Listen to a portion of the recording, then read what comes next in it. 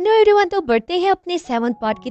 Episode वहीं से start होती है जब मिस्टर जू और सोनान बैठे होते हैं और वो लोग बातें कर रहे होते हैं। जब मिस्टर जू सोनान को बोलता है कि मैं हमेशा तुम्हारी ऐसी ही हिफाजत करना चाहता हूँ, इतने में सोनान की फ्रेंड इंटर हो जाती है। सोनान मिस्टर जू की बात को बिल्कुल इग्नोर करते हुए अपनी फ्रेंड को बोलती है आओ तुम भी लंच करो। सोनान उसके लिए बाउल लेके आती है। जब मिस्टर जू सोनान को बोलता है कि ये लो बाउल तुम भी खाओ, इस पे उसकी फ्रेंड फौरन से अपना बाउल आगे करके कहती है कि सोनान को ये नहीं पसंद। सोनान मिस्टर जू का शुक्रिया अदा करती है। दूसरी तरफ युबाई सोनान के पापा को लेके एक रेस्टोरेंट में आता है। काफी अच्छी अरेंजमेंट देखिए। सोनान के पापा बोलते हैं कि ये सब किसके लिए, जिसमें युबाई बोलते हैं कि ये सब आपके लिए, आपके आज के वीआईपी। इस पे वो बहुत खुश हो जाते हैं। फिर वो दोनों बैठ के लंच कर रहे होते हैं। सोनान के पापा की खुशी की कोई हद नहीं होती। वो युबाई से इंतहाई नदीदों वाली हरकतें करके पूछते हैं कि क्या ये सब कुछ मेरा है, जिसपे वो बोलते हैं कि ये सब आपका है और आज का दिन सिर्फ आप।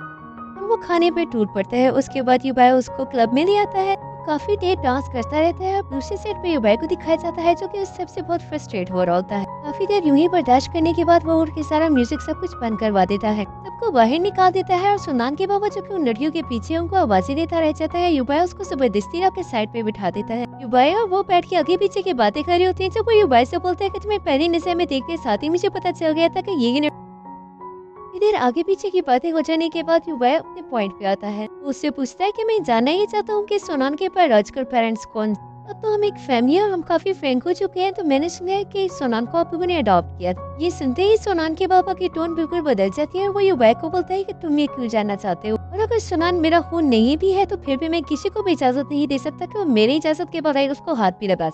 वो मेरी बेटी थी और हमेशा मेरी ही रहेगी। जिस पे युवा उनको बोलते हैं कि आप कैसी बातें कर रहे हैं, वो आपकी बेटी और हमेशा ही आपकी बेटी रहेगी। इसके जवाब में वो बोलता है कि रहने दो, मैं समझ गया तुम क्या कहना चाह रहे हो। युवा जान चुका था कि ये आदमी इस तरह से तो नहीं बताएगा। उसने उससे नाराज थी कि अगर मैं तुम्हें 1 मिलियन युआन पे करूँ तो उसके बाद तुम क्या कहो। इस पे उसके बाबा काफी हैरान होते हैं। उसको बोलते हैं कि तुमने क्या कहा, मुझे ठीक से सुनाई नहीं दिया। जिसपे युवा उसको दोबारा से बोलता है कि मैं आपको 1 मिलियन युआन। हैरानी की वजह से उसके पापा बोलते हैं कि एक बार फिर से दोहराओ कि कितने दोगे, जिसपे वो दोबारा से बताता है। काफी यकीन दहाने के बाद उसके पापा अपने बैग में से एक चिट निकालते हैं। वो युबाई के हाथ में थमा देता है। साथ ही वो युबाई को बोलते हैं कि ये अपना वादा मत भूला कि तुमने मुझे 1 मिलियन पे करना है, और अब फौरन से जाके उन लड़कियों को वापस बुलाओ जिनको तुमने अभी निकाला था। युबाई बोलते हैं कि ठीक है आप बैठे रहे, मैं अभी उनको लेके आता हूँ। वो वहाँ से निकल जाता है और युबाई के जाते ही वो पीछे 1 मिलियन का सोच सोच के दिल में बहुत खुश हो रहा होता है। और वो उधर ही बैठा सो जाता है। कुछ देर बाद एक मैनेजर आती है, उसको बोलती है कि तुम।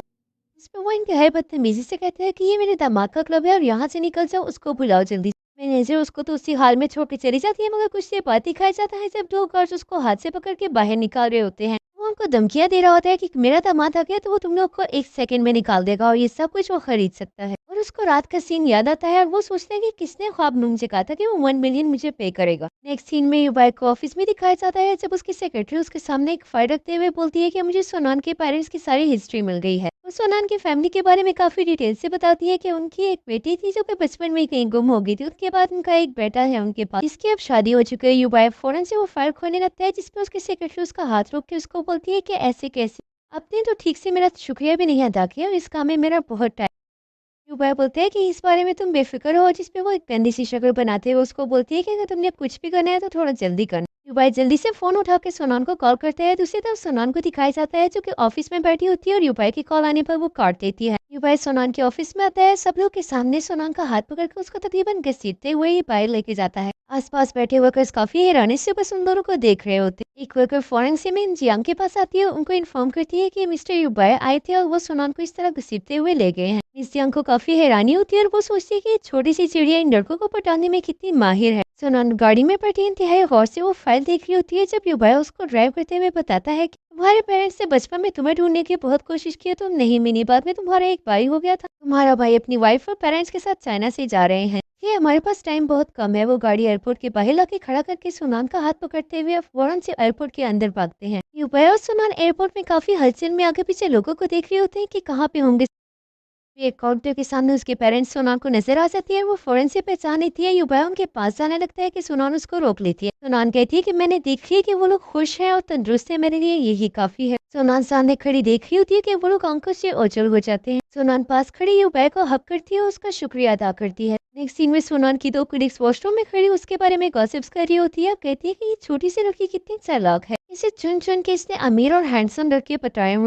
एक बोलती है कि मैं तो हैरान होती है कि पता नहीं ये कौन से हर्बे इस्तेमाल करती है, हमें तो आज तक किसी ने मुँह भी नहीं लगाया। युवक कहती है मुझे बुरा तो मिस जियांग का ये लगता है क्योंकि मिस्टर जूस को मुँह भी नहीं लगा था। वो यही बात कर रही होती है कि पीछे से मिस्टर जियांग गुजरती है। ये सुन के मिस जियांग को बहुत गुस्सा आता है, वो गुस्से से अपने ऑफिस में आती है। इंटर होती है उसका सामना मिस्टर जूस से होता है। मिस्टर जूस को बोलता है कि अच्छा है तुम मिल गई, मुझे तुमसे एक बात करनी। कुछ फाइल्स मैंने उधर रखी है जिसके जवाब में जियांग उसकी बात को काटते हुए उसको बोलती है तो मुझे ये बताओ कि ऐसा क्या है जो सुनान में है और मुझ में नहीं है कि तुम उसके पीछे पागल हुए जा रहे हो। मिस्टर जूस को बोलता है कि तुम्हें मैंने कितनी मर्तबा कहा है कि आइंदा के बाद इस तरह की बातें रिपीट नहीं करनी। मुझे हाँ बात सुनान की है, अगर मैं इस दुनिया में बिल्कुल अकेला भी रह जाऊँ, मेरे पास सिर्फ तुम्हारा ऑप्शन हो, तो तब भी मैं तुम्हें कभी भी ना सिलेक्ट करूँ और आइंदा के बाद मैं तुम्हारे मुंह से इस तरह की बात बिल्कुल भी ना सुनूं। और वो उसको इसी हाल में छोके वहाँ से चला जाता है। दूसरी तरफ युबाई सोनान को उसके ऑफिस के बाहर ड्रॉप करता है जबकि मिस्टर जू सामने से आ रहे होते हैं और वो उन दोनों को एक साथ देख लेता है। सोनान और युबाई अपने ऑफिस की तरफ मुड़ जाते हैं। सोनान दिन ही दिन में सोचती है काश कि ये लम्हा इसी तरह रुक जाए, मैं हमेशा के लिए युबाई के साथ ही रह जाऊं। वो दोनों अपने ऑफिस की तरफ जा रहे होते हैं कि सोनान बाबा गर्दन मोड़ कर युबाई को वो देखती है कि युबाई अपनी ऑफिस की तरफ जा रहा होता है कि वो भी चल पड़ती है। वो जा ही रही होती है कि सामने से एक लड़की जिसने अपना फेस कवर किया होता है वो उसके ऊपर केरोसिन डालती है। उसके मुंह से चीख निकलती है जो कि युबाई सुन लेता है और वो फौरन से उसके पास भागते हुए आता है।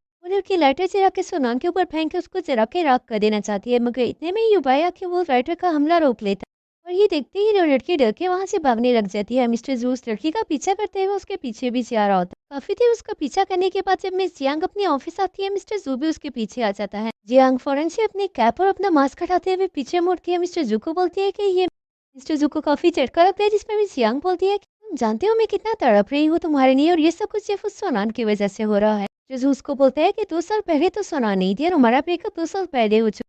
जियांग कहती है कि जो भी रीजन है, लेकिन मैंने जो सोनान के साथ किया मुझे उसका बिल्कुल भी अफसोस।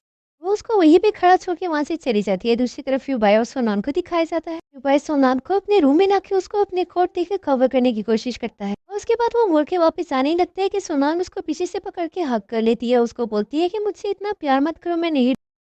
और वो इसके साथ ही रोनी शुरू हो जाती है जब युबाई पीछे मुड़ता है और उसके हाथ अपने हाथों में पकड़ता है। काफी देर यूं ही खड़े होने के बाद युबाई सोनान को किस करता है, इतने में उसकी सेक्रेटरी आ जाती है। सोनान फौरन से वहां से भाग पड़ती है और युबाई को उसके पीछे चला जाता है और वो वही खड़ी इन दोनों को देखती रह जाती है। युबाई सोनान को घर तक ड्रॉप करता है और रास्ते में उसको बोलता है कि सॉरी, जिस पे सोनान बोलती है कि आप क्यों सॉरी कर रहे हैं, सॉरी तो मुझे करना चाहिए। बॉय बोलता है कि नहीं, सॉरी मुझे करना चाहिए, मैं तुम्हारी कंडीशन को अंडरस्टैंड नहीं कर सका और पिछले 5 साल तुमने जितने मुश्किल में गुजारे ये सब मुझे अभी पता चला है। सोनांग ये सब सुन के काफी इमोशनल हो जाती है और वो रोने लगती है, जिसपे युबाई उसको मना करता है। अपने हाथ से उसके आंसू साफ करते हुए बोलता है कि रो मत। मिस्टर जू सोनान के ऑफिस जाता है और वो वहाँ पे नहीं होती तो वो सोनान के फोन पे मिस्टर जू की कॉल आती है और युबाई ये देख लेता है तो वो फोन उठा के अटेंड कर लेता है। युबाई की आवाज़ सुनने के बाद मिस्टर जूस को बोलता है कि मैंने सोनान से कॉल की थी और ये उसका फ़ोन है और आप कौन।